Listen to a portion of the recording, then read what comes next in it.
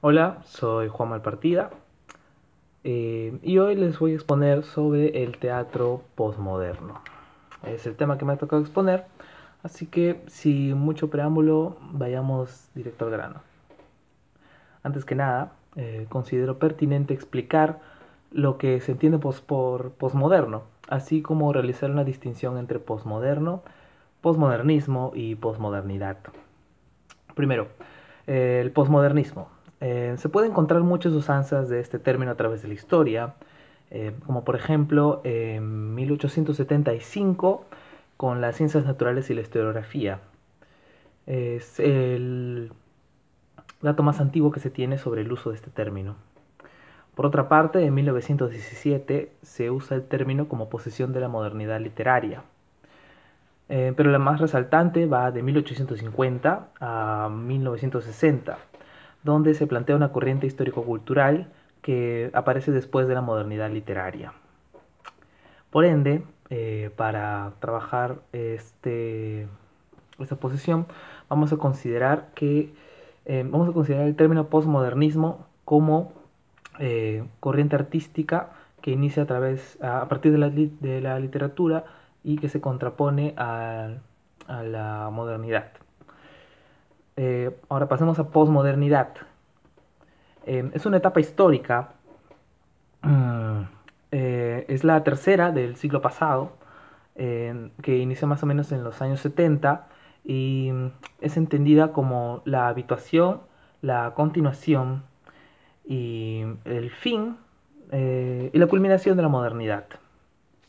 Como dice Fernando de Toro en su libro Posmodernidad en América Latina. Eh, es la etapa que precede y se contrapone a la modernidad, como hemos dicho hace un momento ya. Lyotard plantea que la posmodernidad comenzó en los años 80 a partir de la caída del muro de Berlín y que este hecho históricamente es el que da pase, ¿no?, a la posmodernidad. También que la posmodernidad se da después de la muerte de los grandes relatos, que son el relato marxista, el iluminista, el capitalista y el cristiano. Todos estos relatos decían, ¿no?, que la felicidad estaba en un futuro, eh, pero ahora el mismo concepto de futuro ya está fragmentado, ¿no? Y quedamos el hombre queda reducido a una experiencia de múltiples presentes, y ya no existe ninguna utopía a alcanzar, ya no hay felicidad a futuro. Eh, eso en cuanto a posmodernidad. Ahora, posmoderno. Posmoderno es un adjetivo para nombrar un tipo de pensamiento, eh, el pensamiento posmoderno, así como para nombrar un tipo de manifestación artística y sobre todo es un adjetivo para definir una forma de ver el mundo. Cuando hablamos de teatro posmoderno, hablamos de una clase de teatro con su propia configuración. Es un teatro que tiene su propia lógica y sus propios parámetros que se funden y se entienden a través de la filosofía. Ahora, para comprender el surgimiento del teatro posmoderno, hay que entender cómo se gesta. Dentro de las vanguardias existe una considerada como hermética. Esta es el simbolismo. Eh, Según Michael Kirby, sería el primer antecesor del teatro posmoderno. Entre sus características tenemos la reproducción de mundos interiores, más que una historia, o sea, más que el drama. Eh, Su estética propone un giro interior lejos del mundo burgués y sus estándares, que era lo que normalmente reproducía el teatro naturalista o el realista, para llevarnos hacia un mundo personal, privado y extraordinario. Lehmann nos dice a partir de esto que los simbolistas marcan un paso importante en el camino hacia el teatro postdramático con su estatismo antidramático y su tendencia a las formas monológicas. Antes de continuar, quiero acotar que el teatro posmoderno, eh, su última etapa viene a ser el teatro postdramático. Así que fundamentalmente son lo mismo, solo que tienen un rango, el teatro postdramático tiene un rango mayor de discurso y de acción. Eh, Es como que la máxima expresión, ¿no?, del teatro posmoderno. El teatro posmoderno marca claramente su intención, el rompimiento de la tríada del drama, perdón, el rompimiento de la tríada del drama, acción e imitación. Drama en tanto historia, acción en tanto a mímesis, imitación en tanto a los personajes. En palabras de Lehmann, el teatro dramático era una máquina ilusoria. Se pretendía erigir un cosmos ficticio y presentar las tablas que significaban el mundo como representado, abstraído pero establecido de modo que la fantasía y la empatía de los espectadores contribuyeran a una ilusión para la que no son imprescindibles ni la integridad ni la continuidad de la representación, sino el principio de lo que lo percibido hace referencia a un mundo, a una totalidad. El teatro dramático termina cuando estos elementos dejan de ser hegemónicos, o más bien dicho, dejan de ser el principal regulador y se convierten en una posibilidad, entre otras, dentro del arte dramático. Es este principio, la ruptura del drama, o más bien dicho, la pérdida de su carácter hegemónico. Ya no es importante que una obra de teatro cuente una historia, o sea, ya no es importante el drama. Tal como expone Lehmann en su teatro postdramático, el teatro postmoderno surge de una pluralidad de obras que se realizan dentro y fuera del teatro. Este tipo de teatro surge de acciones performativas que se alejan de las prácticas teatrales tradicionales. Las obras no están encasilladas a un solo género, o sea, no es ni comedia ni tragedia. El espacio teatral se convierte en una mesa de operaciones, en un laboratorio, y los artistas experimentan y juegan con los espectadores. Patricia Úbeda escribe en un blog de edicionesonéricas.com que esta tendencia teatral se caracteriza por ser ambiguo, interdiscursivo, vanguardista y experimental. No se ajusta a un límite de tiempo ni de género, como se señalaba antes, ¿no? Las obras teatrales se presentan como efímeras y caóticas. El caos puede el caos puede presentarse como hilo narrativo que se sostiene en el espectáculo. El espectador puede participar en la representación escénica, puede alterarla incluso. El espectador se convierte en el nuevo sujeto de la puesta en escena. Esto quiere decir que el espectador ya no se sienta en las butacas para ejercer un rol pasivo, donde los actores son los encargados de verter la información o el conocimiento a través de una historia que el espectador debe seguir. Ya no es un mero oyente sin ninguna función más que la de presenciar el acto escénico. Es en este nuevo teatro en donde es este nuevo teatro el que se encarga de convertir al espectador en un agente actante, porque lo interpela constantemente, le obliga a pensar, le devuelve al espectador su capacidad de ver el mundo de una manera distinta a partir de una interacción directa con la obra teatral.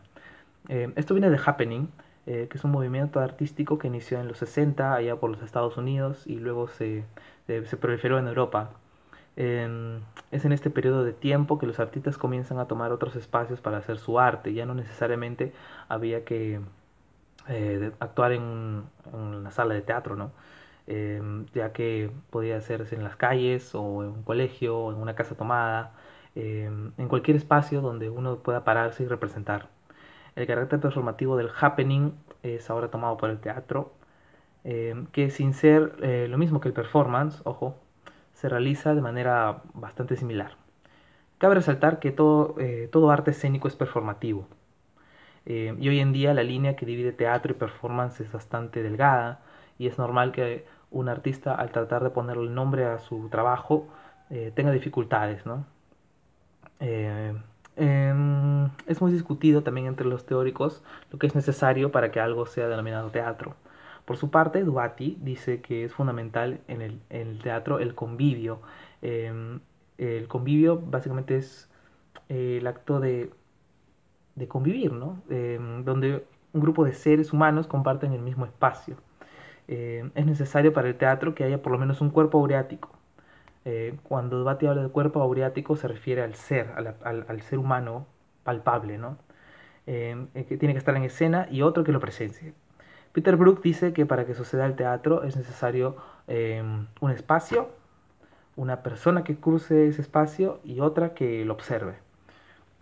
Por ende, si vemos una representación escénica en video, ¿no?, como para poner un ejemplo, no estaríamos viendo teatro, sino estaríamos viendo la grabación de un hecho escénico. La inclusión de los medios digitales también marcaron un antes y un después en el teatro.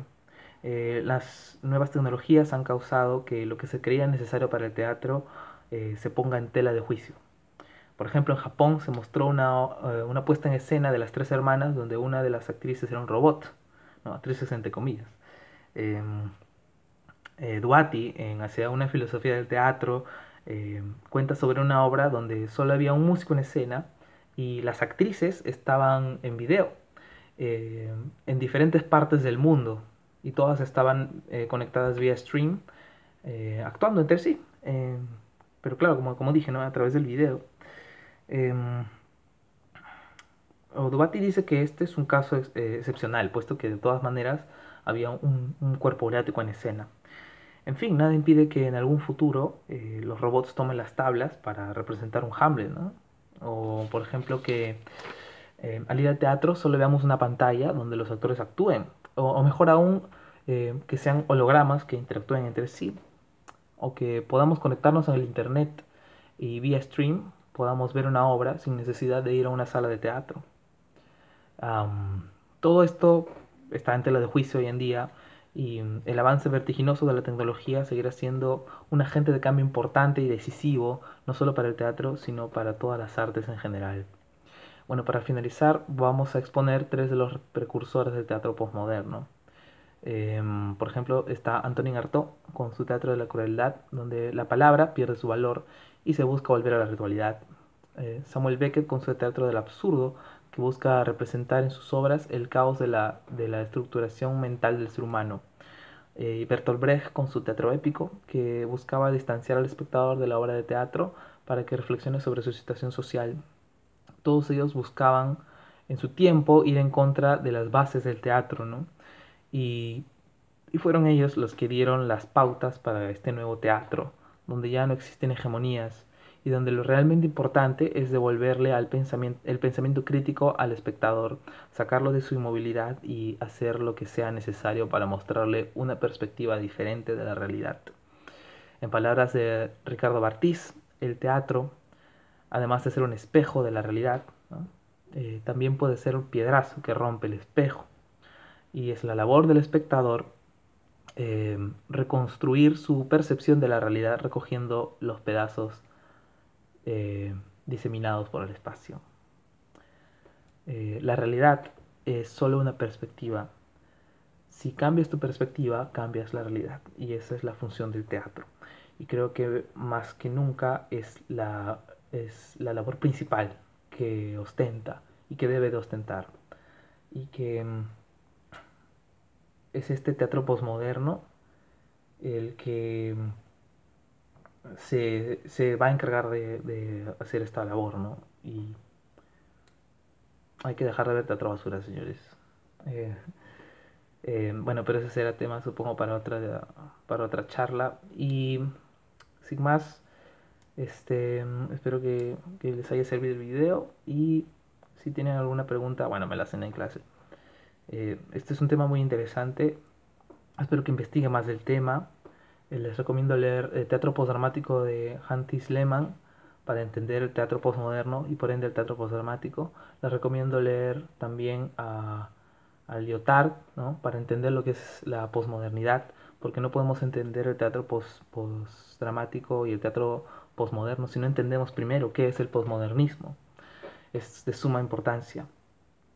Y también les recomiendo algunas obras de teatro postdramático, eh, que son teatro postmoderno, por supuesto. Psicosis de las 4:48 de Sarah Kane. Eh, También pueden ver la, eh, el misterioso caso de la muerte del perro a medianoche. Eh, y bueno, los demás me preguntan en clase, ahorita no recuerdo bien todos los nombres. En fin, muchas gracias y hasta luego.